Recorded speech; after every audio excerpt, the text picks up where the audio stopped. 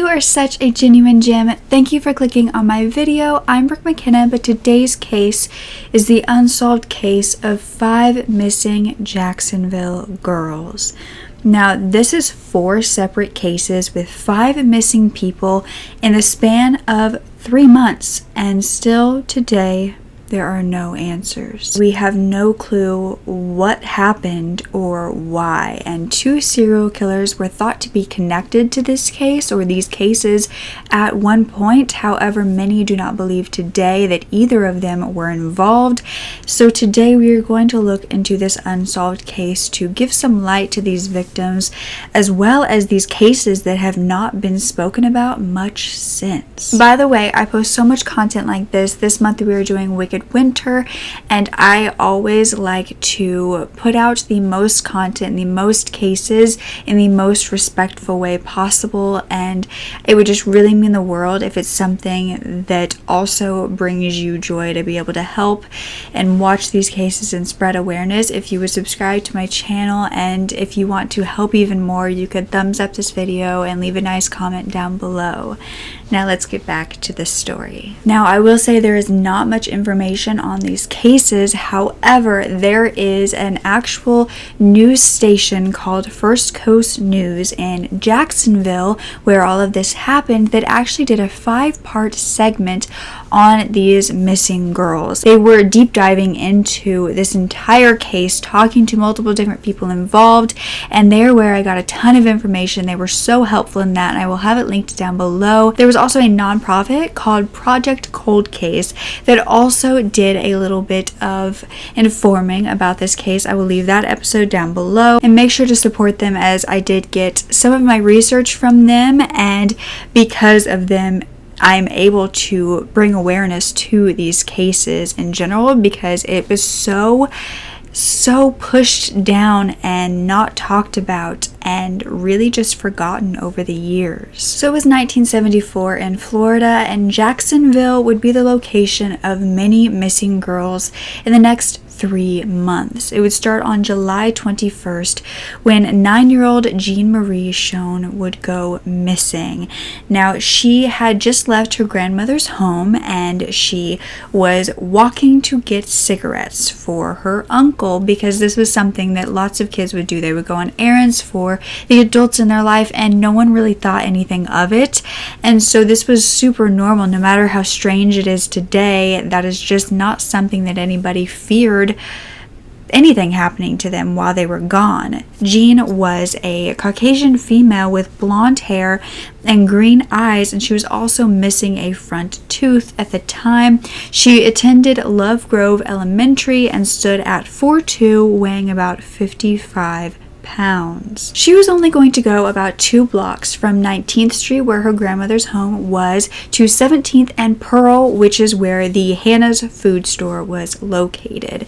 Now, she would walk out of her grandmother's house that day wearing a dark blue shirt with red trim, as well as blue shorts and blue shoes. Now, Jean was a good kid who always did what she was told, always got good grades, was involved in brownies, and just was a great little girl. She also was feisty as well, though she had a personality of her own even at such a young age, and she definitely had her own voice and knew how to use it and was not afraid to use it at all. When she didn't return home, of course, her family got worried, contacted the police, and investigators immediately actually knew that she was not a runaway. They knew who she was, and they said that there was no way that this innocent little girl, who always did as she was told, would have just run away from home. So they immediately got searching, which is something that not a lot of child cases that you actually see, because investigators do instantly point to runaway. So this was wonderful. They headed to the store that she was supposed to go to. They talked to the clerk, and this clerk said, yeah, she was here today, and she bought a pack of cigarettes, and then she actually forgot them in the store and she had to come back for them. And at this point, Jean was such a talkative little girl that she started talking to the clerk about her plans afterwards. She said that she was going to go to a place called the Hangout to play a pinball game with the money left over from the cigarettes. And so of course they went to this place called the Hangout to see if she actually made it there. So they went and talked to the owner of the Hangout, and he said that Jeannie had come by. Jeannie is the nickname that she often went by, and she had come by, but he had just kind of mopped the floors, was cleaning them up, and told her she would need to come by in a little bit when they were all clean and dry. So she was unable to go that day. However, this would not be the last sighting of Jeannie. She would actually be seen by some friends near a laundromat in Winn-Dixie in Springfield. And these two friends would say that she was there for a while talking to them, and then they had some extremely helpful information in this case. And that was that they had said that there was a man that rode up on a blue bicycle and was talking to Jeannie, and they said they didn't know this man, and they also didn't know if Jeannie knew him. Now this man was then said to grab Jeannie and take her into the nearby restroom with him, and this whole time her friend said she didn't scream, she didn't make any sort of attempt to have them help her, she just kind of went with him, and she didn't try to fight him off, but when she came out of the bathroom, she was crying, and she still didn't talk to her friends, but this man rode away with her, and they tried to follow after on the bike, but they couldn't keep up. Now, when investigators were talking to these friends, they said that this man had light-colored hair that was almost styled like Elvis Presley. Now, the most important part of their entire statement was actually that Jeannie didn't try to ask them for help or scream or anything like that. Investigators really thought that this could mean that Jeannie knew this man, and that's why she wasn't, screaming that this was a stranger and trying to get away from him. However, if Jeannie's fear response at this point was to freeze, that could have caused it as well if she just couldn't do anything in that situation and it was just kind of happening to her and she was seeing it flash before her eyes and she couldn't speak up. I mean, that is a real fear response. So this also could have been what happened at this point. However, for days they would search for this girl, this bike, this man, and nothing was being found. Now, there was not even a trace of her, and her own mother was actually on vacation at the time by herself and had chose to leave Jeannie at home with her grandmother to get away for a while. And when she got home, she received the worst news that a mother could ever get, and she immediately regretted her decision to go out on her own, and she started to put so many ads in the newspaper hoping that it would bring her daughter home. They were saying, "This is a plea from Jeannie's mother to whomever had my daughter. I know you have her because you wanted a little girl to love, but I love her desperately, need her returned to me. Please." Jeannie was still nowhere to be found, and 11 days later, on August 1st, more girls would go missing under the strangest circumstances in Jacksonville as well. This was Mylette and Lillian Anderson, and they were only little girls who would just completely vanish from their home. Now, Lillian Annette Anderson was an 11-year-old Caucasian with brown hair and blue eyes, standing at 4'4" and weighing 61 pounds. And she also suffered from a thyroid condition which required daily medication, something she absolutely needed. Now, her sister was 6-year-old Mylette Josephine Anderson, who was Caucasian with blonde hair, standing at 4 foot and weighing 50 pounds. Now, she actually suffered from asthma and a heart condition, which would need medication if she became overexcited, overtired. If her body was put through too much, she would also need that medication and a lot of rest. The sisters both went to Louis Sheffield Elementary and were really close with their family members as well as each other. It was almost like a built-in best friend type of scenario, and they would often played together and loved each other, and of course bickered like siblings, but did get along pretty well. And now on August 1st, Lillian was wearing blue shorts as well as a blue shirt, and Mylette was wearing orange shorts, and they were at their Ocean Way home when their mother and older sister would actually leave them at about 6 p.m. because they were going to go take care of a sick relative. Now, they thought that the girls were okay staying home alone because their father was thought to be getting home around the same time at 6 p.m. Now, they also lived in a very secluded place, and their home was not easy to get to, so everybody just thought that they would be fine. But unfortunately, they wouldn't be. Except what their father did for work entailed fishing, and this certain day he got delayed by an outboard motor problem, which caused him to be late getting home. And he called the girls to check on them and to let them know he would be late. They answered the phone and everything was fine. The only thing that was strange was their father heard the dog barking in the background and kind of asked them, why is he barking? Is everything okay? And Lillian had said, yeah, everything's fine. I think the birds outside are just causing him to bark. And so after this, he got off the phone. He promised to be there as soon as he possibly could, but something just was nagging at him. His gut was telling him to call them back. So 20 minutes later, he would, but this time they wouldn't answer the phone. He was so worried and rushed home as quick as he possibly could, and he got inside and the girls weren't there, and neither was the dog, and he instantly panicked, running all the way through the house. He found the dog in one of the back bedrooms locked in, but the girls were still nowhere. And he also saw that Mylette's little doll that she always took with her everywhere was also gone. Now, of course, the police were called, investigators came, and the doors were all shut at this house, but they weren't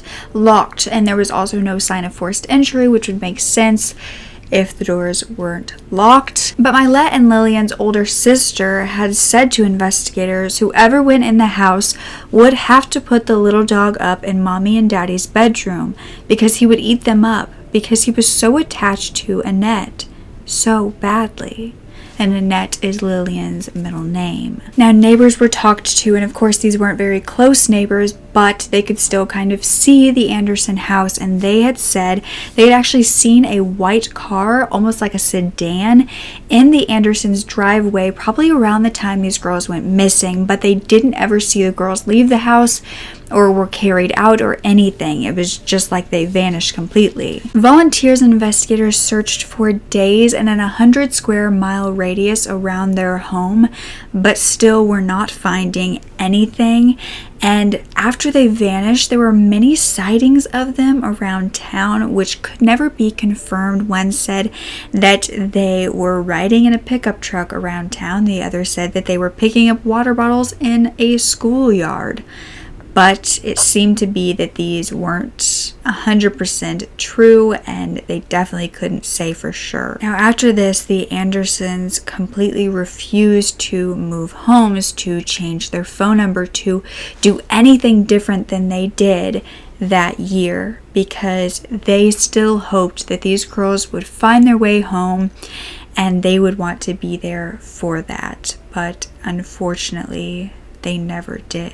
Nearly 2 months later, on September 27th, another innocent girl would go missing. She was 12-year-old Virginia Helm, and she was walking in Jacksonville on the south side, about a block away, to a store to get soap for her family when she would vanish. Now, Virginia was a quiet girl, but she was always kind, and her parents knew that this walk a block away to get the soap and come back would literally take her no time at all.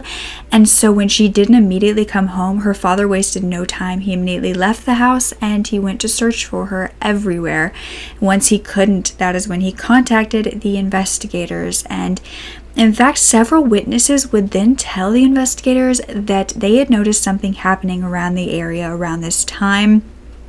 young girls were actually being approached by a vehicle with several people inside, and they were telling these girls to get in the car, and when they wouldn't, they would follow them as they walked. Now, they couldn't say for sure that this is what happened to Virginia. Nobody saw this happening to her, but this was happening around the time she disappeared. And even Virginia's friend, Mary Ann, said that this had happened to her and that she was actually threatened to be killed if she didn't get in the car, but she just ran instead. Witnesses also said they saw a red compact vehicle in the area at the time.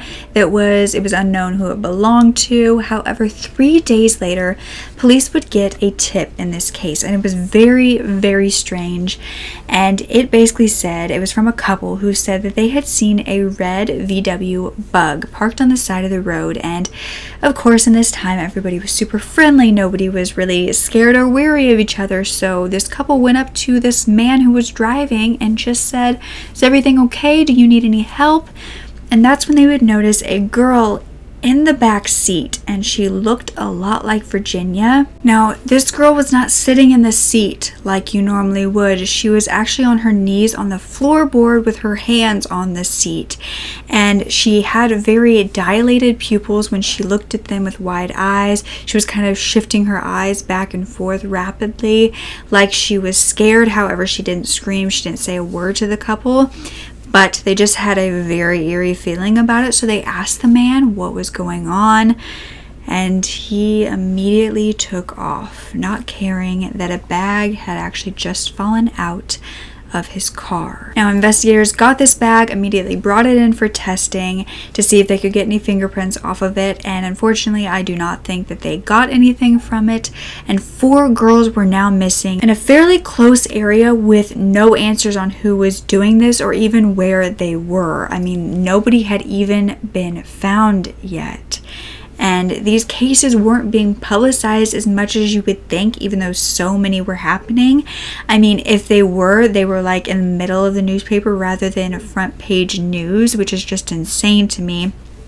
And nobody even in the area really knew about it. A few weeks later, it was October 16th, and yet another girl would vanish. She was 12-year-old Rebecca Greene, and she had actually missed the bus that morning for school, so she just decided to stay home. And at about 10:30, she was going to go get some soft drinks for her and her mother at the store, which was about 5 blocks away. Now, the clerk in the store said that Rebecca did come in, did purchase the drinks, and left.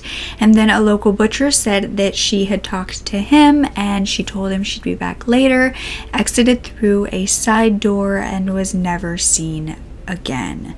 Now, finally, this caught the attention of the media, and after 5 girls were now missing, they finally put it as front news, and everyone in the community began to panic. So many volunteers wanted to help. They were searching with dogs, with horses, with helicopters to find Rebecca, and a $5,000 reward was even issued. This wasn't doing anything. However, 9 days later, on October 25th, something would be found, and a couple was looking for pine cones for Christmas decorations that day, and they were near the woods in Beechwood, and that is when they found the body of a little girl wearing only a t-shirt. She had been shot in the head with a .25 caliber gun, but this wasn't Rebecca Greene. This actually turned out to be Virginia Helm. Thankfully, though, she didn't appear to have been sexually assaulted, but investigators decided at this time to take a piece of her hair to put into evidence in case that could help, and possibly the killer's DNA would be found in it because she did have a ton of hair. But the investigators also said you'd hate to push a panic button and make a martial law type of situation in which children shouldn't be on the streets by themselves in daylight. People can't lock their children in the house and not let them out. Everyone was scared, and they had a right to be. I mean, even the detectives working on these cases said, I had a little girl who at the time was about the same age, same size, same color hair, and so did my partner. We'd look up at each other every once in a while, and we both knew what the other was thinking. It could be ours. Now, because of the car being spotted that was possibly connected to all of these disappearances was a bug, many suspected Ted Bundy in later years that he maybe had something to do with it because of his infamous bug. However, at the time of these disappearances, he was in Washington, Oregon, Idaho, and Utah, but not necessarily in Florida, and he was also driving a tan bug at the time, not a red one. However, in an eerie coincidence that would happen later on, Ted Bundy was actually in Florida 4 years later from these disappearances in 1978 with a stolen orange bug, which could have been, of course, looked at as red depending on who the person was. And one of the detectives who was working on these cases, his daughter actually came in contact with Ted Bundy himself at this time. Detective Parmenter, who worked on all of these cases, had a 14-year-old daughter, and on February 8th she was walking home from her middle school, and it was raining, so she called her mother and asked her to come pick her up, and her mother sent her brother to get her. When he pulled up, he noticed that she was talking to this man and in this vehicle, and he immediately called her over and asked her who the guy was, and she said that she didn't know. He said he was a firefighter. And this older brother of hers thought this was super strange, and so he decided to write down the license plate number to keep, because of course their father was a detective. They knew kind of things to look out for, and thankfully that occurred how it did, because they would later find out that she had talked to Ted Bundy, and the next day he would kill a 12-year-old girl. Kimberly Leach would be killed the next day, and the detective's daughter knew that very likely could have been her. This was actually Ted Bundy's final victim, and it was said that with the help of these children and them writing down the license plate number, that is what ultimately got him arrested, and they found him and they stopped his killing spree. So it was pretty much ruled out that Ted Bundy had anything to do with these 5 missing girls in 1974. However, there was another serial killer that was thought to be connected, and after so many years of these disappearances really having nothing done, they were just cold cases, they finally thought that they had a lead, and that was because a serial killer would confess to 2 of the disappearances and their murders. You see, in December of 1974, the year the girls all disappeared, a man would confess to 2 of the abductions, and he was 28-year-old serial killer John Paul Knowles, who is also known as the Casanova Killer, and he was thought to be more brutal than Bundy.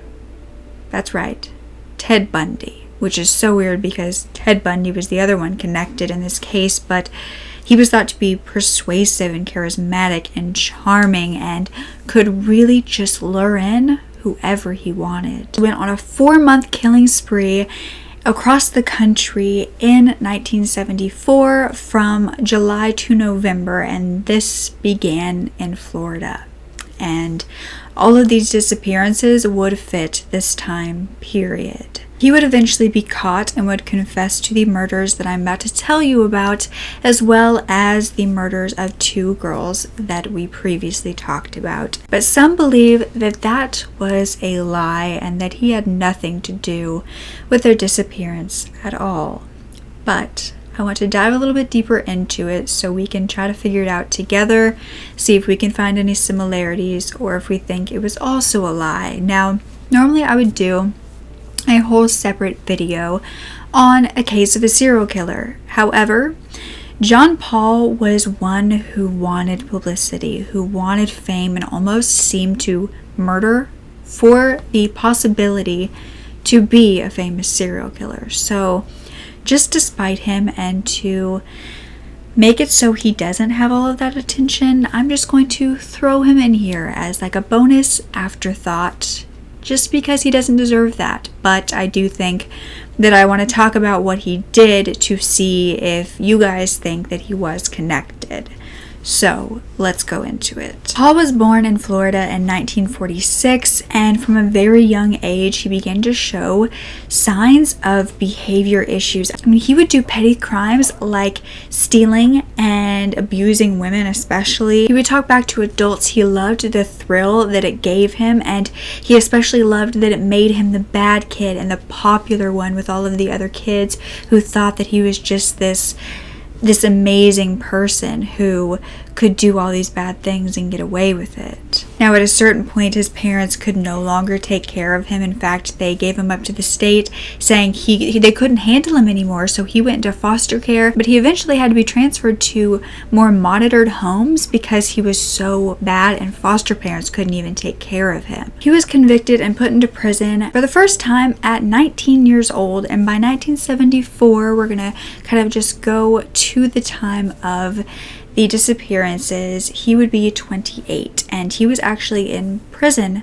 at this time for breaking and entering. However, he was about to be released, and he had just met this woman named Angela Kovic, who had been visiting him for quite some time, and they were going to get married. He had actually proposed to her while he was still in prison. She had said yes, and then she had tried to fight for his release and pay for it, and he eventually did get out, and he would go straight to Angela. They were both very much into the universe, tarot cards, astrology, and just believing in that kind of stuff. And so he went to Angela and was so excited to get married. However, she would tell him that she didn't want to get married because she had gone to a psychic who warned her about the entry of a dangerous man. She didn't want to marry him, so she didn't. And John Paul would say, when he confessed to all of this, that he actually killed 3 people that night out on the street, and he got away with it. He then was said to head back to Jacksonville, Florida, and stabbed a bartender during a fight. He would go to jail, but he would actually escape his cell in July of 1974. That night he escaped. He was said to murder his first victim that can be identified, because of course the other 3 that he claimed were never named or identified or anything. But this first victim was a 65-year-old named Alice Curtis, who was gagged and bound, and Paul actually had broken into her home, ransacked it, and she choked to death on her own dentures, and he would then leave with her car. He would then be said to have traveled with this stolen car to find a place to ditch it. And on August 1st, he would find a place. However, he would recognize 2 girls looking at him through the window of a house. And according to the True Crime Guys podcast, he had actually known these 2 girls. And his mother knew their mother, and he knew that they would be able to identify him. So he lured them out of their house, where he would kidnap them, strangle them, and dump them in a swamp. Now, this was said to be Lillian and Mylette Anderson. But like I said, some do not believe his confession about what he did to them. But before I tell you why, let's continue with what else John Paul Knowles confessed to. Paul then said he murdered a teenage girl and did not say who she was, but said that he went back and buried her jaw somewhere else, and then they would later find 13-year-old Imogene Sanders, who had her jawbone missing, and kind of put 2 and 2 together. Now, she was actually a runaway, which is why it took so long to realize she was missing and identify her, because her parents just believed she would eventually come home like she always did. Then on August 2nd, Paul would break into the home of 49-year-old Marjorie Howe and strangle her at her home in Atlantic Beach, Florida, with her own nylon stocking. And he would steal her TV and flee. And there was no sign of forced entry when the investigators got there, almost like he'd been invited in or this victim knew him. He didn't say in the confessions exactly how he would get in. Sometimes he would break in. Sometimes there was no sign of forced entry. By August 23rd, Paul was in Georgia and he would strangle Kathy Sue Pierce with a telephone cord while her 3-year-old son was in the home. Thankfully, it appeared that the son had not been touched. At this point, John claimed 9 victims, and he still wasn't done. By September 3rd, Paul was then in Ohio, and he would pull into a pub called Scott's Inn, where he would meet a 32-year-old William Bates, who was the executive of a power company, and he would completely vanish. Now, the bartender would say that he had been talking to a guy that matched Paul John's description with his red hair, but they had left together. And investigators also found at this pub the car that had been missing from Alice Curtis's house. William Bates would later be found naked and strangled in the woods, and Paul would say that that day he instantly noticed when William walked into the bar that he was gay, and he decided to target him and lure him out of the bar and kill him.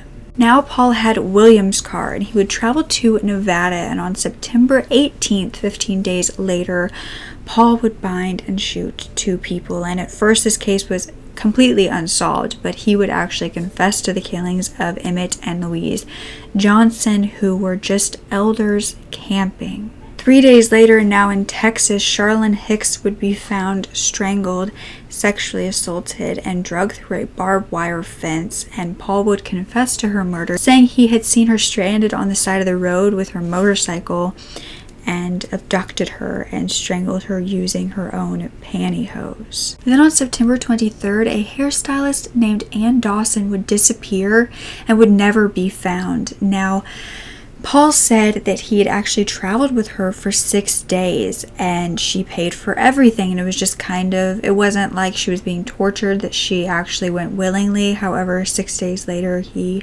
would kill her and dump her in the Mississippi River. Then by October 16th, Paul was in Connecticut, where he would kill Karen Wine and her 16-year-old daughter, Dawn. He strangled them with stockings before sexually assaulting them. And he would say that he had first killed the 16-year-old, but her mother came home, so he killed her as well. He would then steal a tape recorder from them and flee, which would come in to the story later. And if this was all true, if all of these victims were really Paul's, then he was moving at an alarming rate, and his MO never really seemed to be the same, which would make him harder to catch. 2 days later in Virginia, Paul said he shot 53-year-old Doris Hosey with her own husband's gun after demanding for a gun at her front door, saying he just wanted it and would leave, but he didn't, and he shot her in the face and then put the gun next to her body. Then Paul was in Florida, and he would pick up 2 hitchhikers to kill. However, just as he picked them up, he would actually be pulled over by an officer for a traffic violation, just something simple, and nothing seemed suspicious, so the officer let him go. And then he actually let the hitchhikers go as well, and they had no idea how close they had been to death. Then Paul John would do the unthinkable. He actually called his lawyer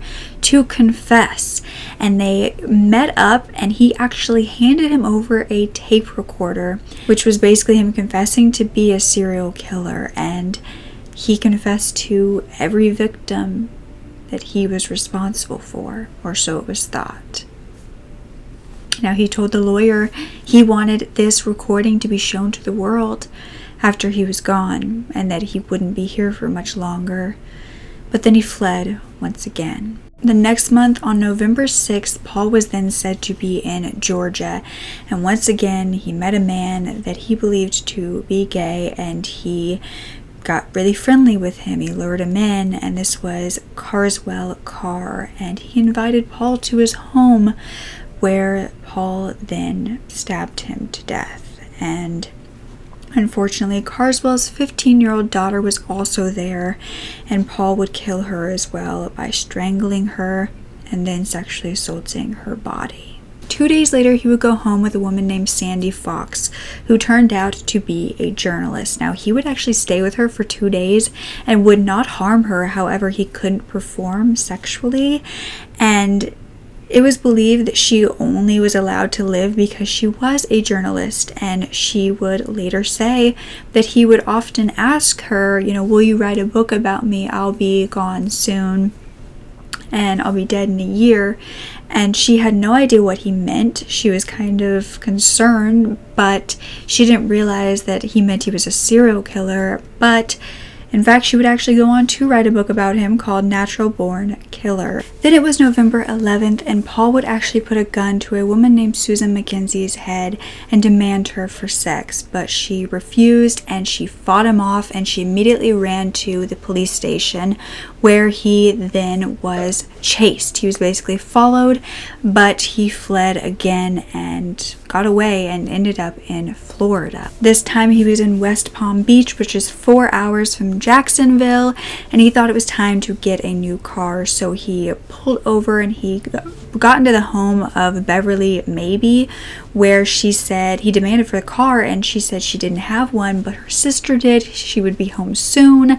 And so when her sister pulled up, he got in the car, made her go with him, and they started driving together. They drove to Fort Pierce, Florida together, and then Paul would let the sister out of the car, and she hadn't been hurt. She was, of course, just shaken up.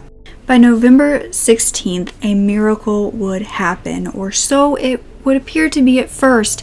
A Florida trooper named Charles Campbell would be in Perry when he would notice this car going by that looked a lot like the missing car from Beverly Maybe's sister, and so he immediately followed it. He pulled Paul over. However, Paul pulled a gun on him and took him as hostage instead, stealing the patrol car. And using this patrol car, he knew he couldn't just drive around a police car.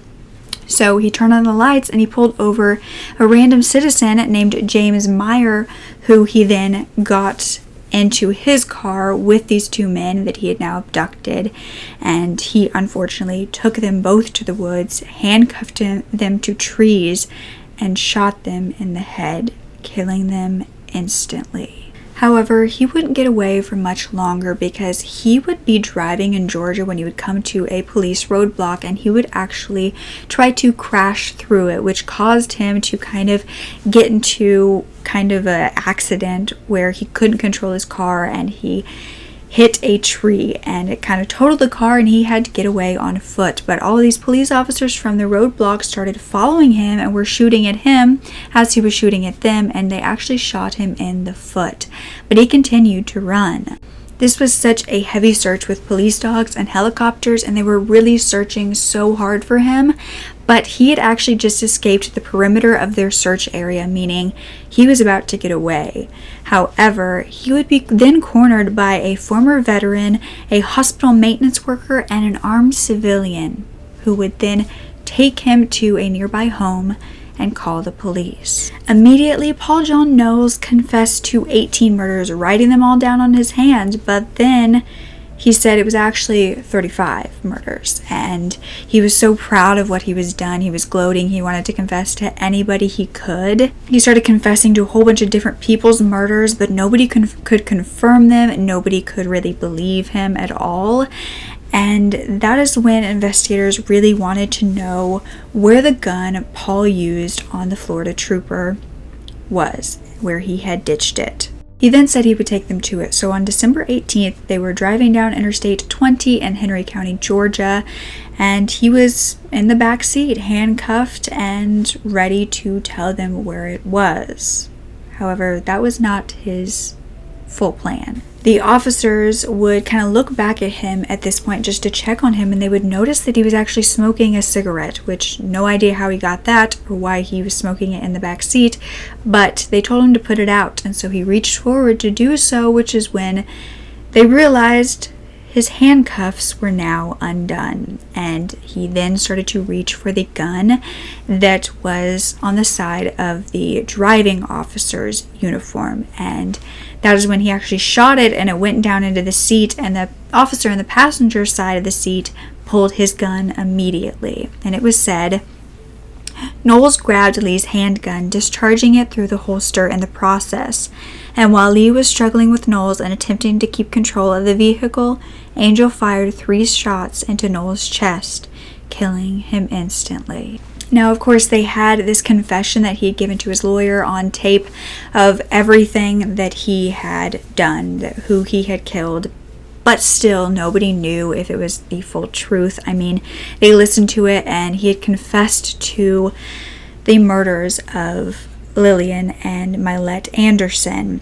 And he said that it happened in Jacksonville, that he dumped their bodies at the end of Commonwealth, but they searched for their bodies and they couldn't find them anywhere there. Now it's thought that John Knowles really wanted to be an infamous serial killer, and of course having more victims would help him become that. He wanted to be well known, so he continued to add victims that he had heard about, that they had gone missing, and that he just wanted more recognition for that. A sergeant working on Anderson's case said, "I can't say that he's responsible for this. I am leaning towards he is not. It is a false confession just based on some of the facts that we know of this case." Knowles was known for embellishing the number of victims he had killed for shock value. Now, these tapes have since been destroyed in a fire and can no longer be heard, but many believed at first that possibly he was responsible for all 5 of the disappearances because he did murder so many, or it was thought that he did. I'm not sure if that's the case, though. He didn't seem to stay in the same area for very long, but he would have been in Florida around the time of Lillian and Mylette's disappearance, so maybe he was connected to just them, but I don't think the rest of them were his doing. And in fact, I'm pretty sure he was still in jail at the time of Jean Schoen's murder or disappearance. We don't know what really happened to her. And he also didn't seem to like to murder younger victims. Of course, his MO changed frequently. It didn't seem like he necessarily cared, but children weren't his target, and all of these girls were. I almost think that this was a completely separate serial killer that no one had ever caught, or that possibly fled and went somewhere else and was caught for that and was never connected to the other murders or disappearances. But I think that it was strange that it was said that Paul knew the Andersons and their mother, but I can't 100% confirm that, so I can't say whether or not that's a huge factor in if it was a connection at all to their disappearance. But it's still unknown who is responsible for these 5 girls going missing in Jacksonville, and 3 of the bodies still haven't even been found, so we don't even know what happened at all. But if you have any information, please call the Jacksonville Police Department at 904-630-1157, and any tips help. I mean, it could be the most insignificant thing to you that could mean the most in this case. But don't ever forget to speak up. Your voice is powerful enough, and I love you to absolute pieces. Okay, bye.